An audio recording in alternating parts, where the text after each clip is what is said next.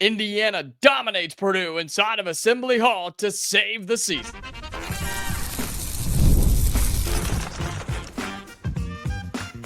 You are Locked On Hoosiers, your daily podcast on the Indiana Hoosiers. Part of the Locked On Podcast Network, your team every day. Welcome, and it is the Locked On Hoosiers podcast. I'm your man, Jacob Goins. I appreciate you being here, making this your first listen or your first watch every single day. We are part of the Locked On Podcast Network, which is your team every day. This is a bonus reaction episode of Locked On Hoosiers as Indiana takes down Purdue 73-58, dominates the second half, and saves the season. This bonus episode of Locked On Hoosiers is brought to you by FanDuel. All right, this is brought to you by FanDuel. New customers can get $150 in bonus bets if your first $5 bet wins. Oh my goodness, this is raw reaction. The game just ended. I hit record. This is coming out to you as soon as I possibly can. Indiana upsets Purdue 73-58. And there were so many different trends in this game, and we didn't know what to expect in this game, right? Coming into it, you had the week off, right? If you're IU, didn't have the midweek game. Things were just not going well. Everybody seemed to just kind of punt on the season and wait to see who the next head coach is going to be. But I've been telling you that we still had tournament hopes, right? The win against Michigan State was solid. Yeah, you backed it up with the loss to UCLA, but you had a few more chances, and this was one of them. And you take down Purdue 73-58, dominate the second half, and really play one of your best games of the year. And I think Mike Woodson, I'm going to start with him. I think he deserves a ton of credit in this game. There was a different game plan, there was a different strategy, and there was a different level of execution, right? You start talking about the guys that start this game: Myles Rice, Anthony Leal, Malik Reneau, Luke Goody, Trey Galloway. Those are your starters in this game, with Mbako and Ballo coming off the bench. And Mackenzie Mbako didn't touch the floor in the second half. And Oumar Ballo came in only when Malik Reneau got in late foul trouble, yes, but more of just, hey, I need a rest. You saw Malik on the bike a couple of times, and they played Oumar Ballo because they had to, not because they wanted to. And more on that coming up in just a moment. But this was your best win of the year. I thought the Michigan State win was fantastic. It was on the road, and one that I'm not going to say had to have, but one that was nice to have. This one at home against Purdue, you had to have. And I want you to think about this, right? Both games against Purdue have been close. You had every chance to beat them at their place when you went there just a couple of weeks ago, and you couldn't get it done. You come back onto Assembly Hall after a week off of games. That crowd was electric, and you give them something to cheer about, and that becomes one of the toughest places to play in college basketball. Some of the stats that jump off the page as I continue to say we dominated Purdue, because we did. We started out the game nicely. Purdue made a huge run, right? What was it? 21-3, 21-4, right? Was the run at the end of the first half. We're thinking, well, here we go. It's over. Purdue did what they do. It's over. We're down 37-25 at the half. Ain't no way we come back and win this game. And all of a sudden, here come the Hoosiers. For the first time this year, we decide to play with some effort and energy coming out of the locker room. 28-3 was the run to start this second half, as Indiana ends up just running away with this thing, outscoring them 48-21 in the second half. Listen to that again. 48-21 in the second half alone. And it all started on the defensive end of the floor. Listen to some of these numbers for Indiana in this game. You shoot 52% from the floor. That'll get it done. Didn't shoot great from downtown, but you didn't need it. Why?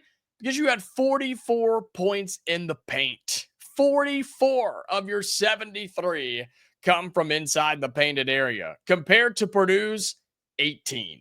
The game plan was simple. We're going to get down low. We're going to get to our big guys, and we're going to lay it in. We're going to get to the rim. We're going to get to the basket and make you defend us or make you foul us. And Purdue, in this losing streak that they've been on, they don't have interior defense. They've not been able to stop anybody inside the lane.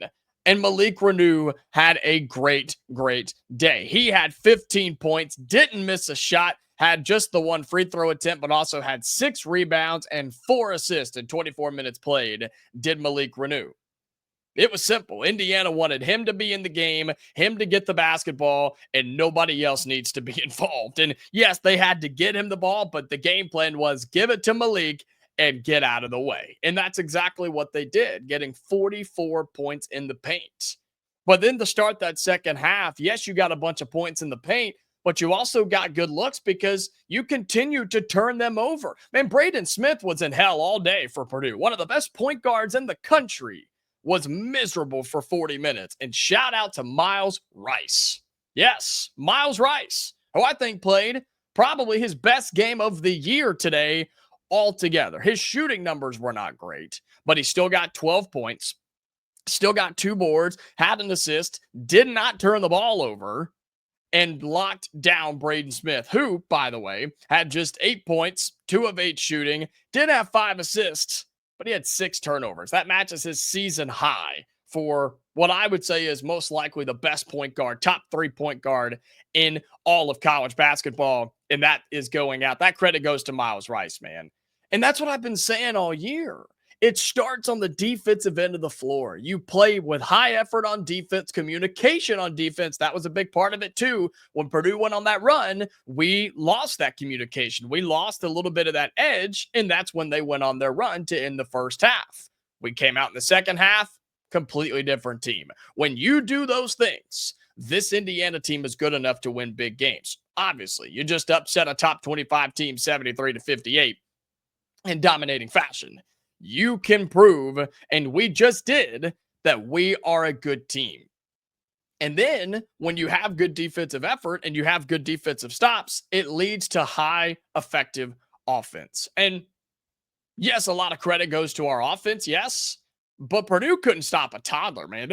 They could not do anything in that second half. And one of the best halves we've seen all season long from this Indiana team. One of the best games we've seen all season long from this Indiana team. And we upset Purdue 73-58. The crowd was electric. That place was as loud as I've heard it all season long, and we may have just saved the season with a win over Purdue. Was it the best win? Absolutely. I think it was because of the rivalry, because of being at home, and because of the stakes of you had to have it. And so now the question is, does that put you in the NCAA tournament? Can we play in March? We'll talk about that coming up next right here on this bonus episode of Locked On Hoosiers.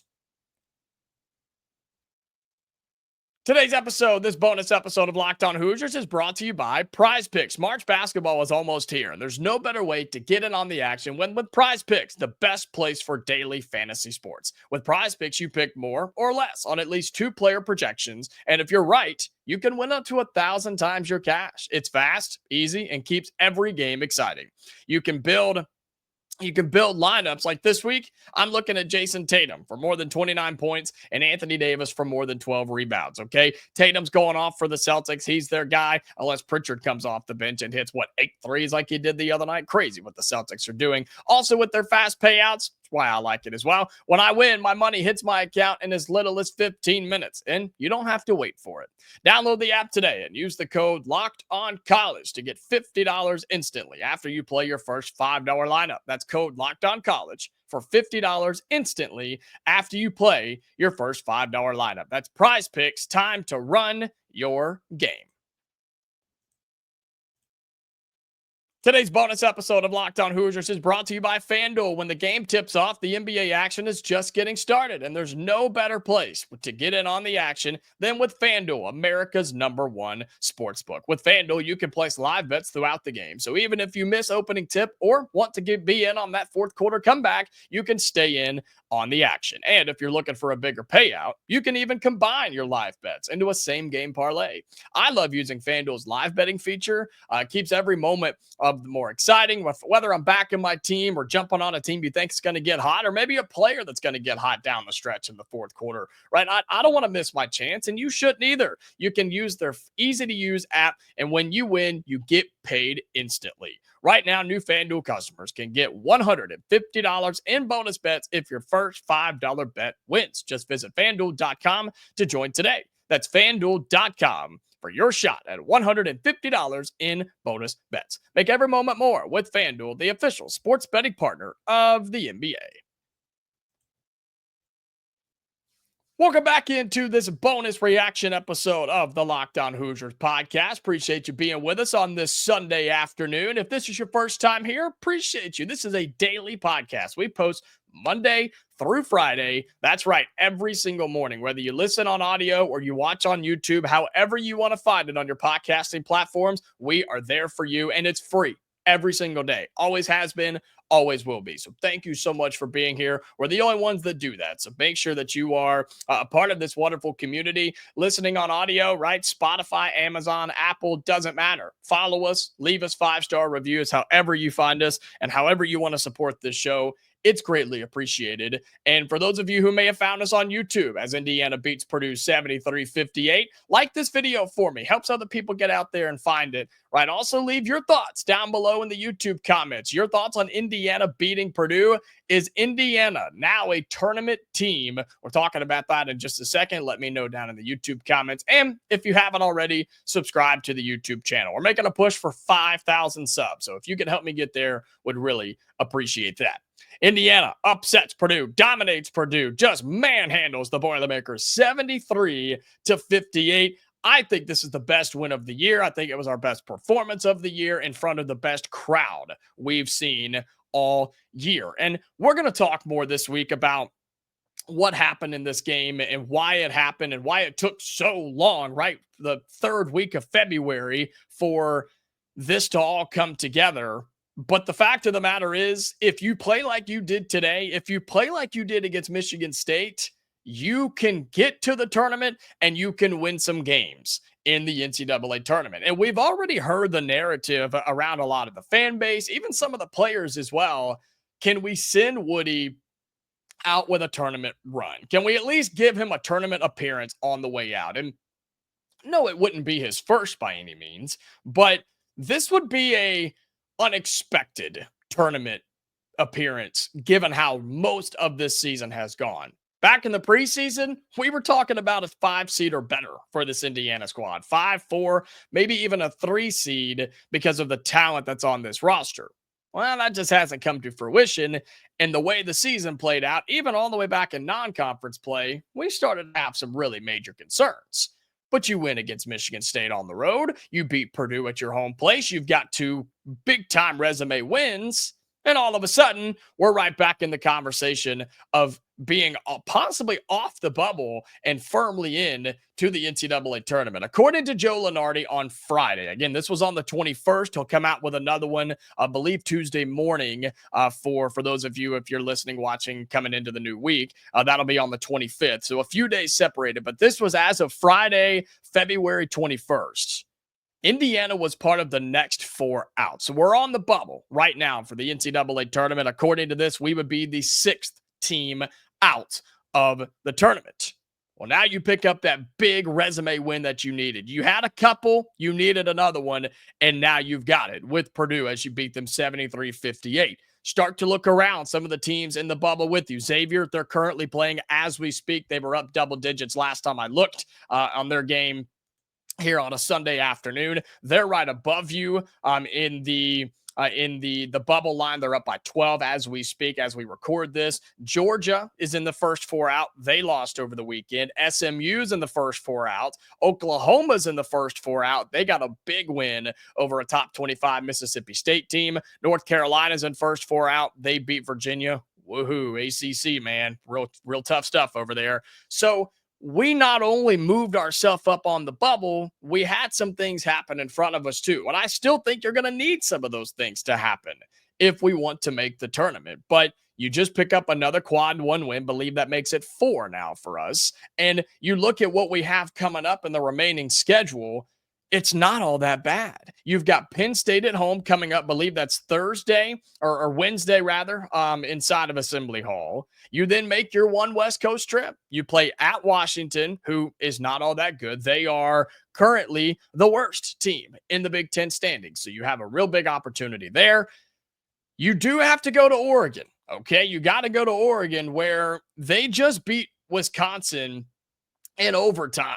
Great win for Oregon, who started off the year hot, took a major dip, and now they're back. And you got to go to their place before you come home versus Ohio State. I'm looking right now at the current net rankings. This is as of the 22nd, so this is not updated as of Indiana's win over Purdue, but this will be updated with Oregon's win over Wisconsin. You put Oregon now, who is trying to find them. They're 32nd in the net, so that'll be a quad one game. Also trying to find exactly where Ohio State stands as of right now. I had this pulled up earlier and I lost where they went. So I'll get that for you in just a second. They look to be further down than I thought they were, Ohio State was, or maybe I just missed them. But regardless, Indiana still has an opportunity with that road game at Oregon, right? Playing that game out in, oh, there they are. Okay. They're literally right there. Oregon's 32, Ohio State's 34. So you get one on the road and one at home. You still have two quad one opportunities left if you're Indiana. So you still have an opportunity to get into the tournament. And right now you had your fourth quad one win. Doesn't matter about those losses in quad one, 11 of them to be exact. It's about getting wins. Is this enough to get us in? I don't know. I think we could possibly be on the first or the last four in when Lunardi's new bracketology comes out, and you can use whichever one you want to. But I think if the season ended right now, which of course it doesn't, but if it ended right now, it would be really tough for me not to put Indiana in, given our recent success, given the win you just had, given the win against Michigan State. Good news is you have more chances to prove it. Bad news is you've got a game in there that you just can't afford to lose. Two games, really, that you can't afford to lose. Penn State and Washington, who are the second and worst teams in the Big Ten. Don't do what we've been doing, Indiana. Don't do it. Don't lose to Penn State. Don't lose to Washington. I think if you split Oregon and Ohio State, you will be in the NCAA tournament. And could you imagine how this season went, how the season has gone, with all the drama, with all the hate, all of the up and down play we've seen from this squad? We could send Mike Woodson off with an NCAA tournament appearance. I think it'd be incredible. And if you play like you did today against Purdue, you could beat somebody in the tournament. You could beat a team in the NCAA tournament. And after that, you never know what happens. But what I do know is that Indiana beats Purdue today. It felt great to beat your rival inside of our own gym, 73-58 in dominating fashion. The Hoosiers get it done against the Boilermakers.